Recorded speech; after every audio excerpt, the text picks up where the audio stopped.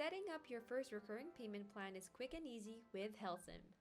From your dashboard, navigate to Recurring and then select Create New Plan.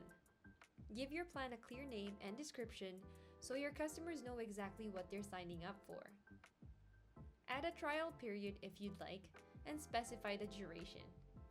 Then, set your price and pick a billing cycle that suits your business. This can be monthly, yearly, or even a custom schedule. You can also charge a one-time setup fee if required.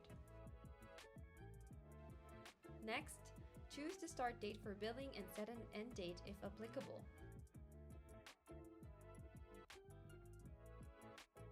Finally, select which payment methods to accept along with your tax preferences for this plan.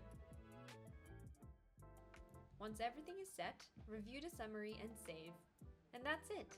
In just a few clicks, you have a recurring plan ready to keep your revenue flowing in.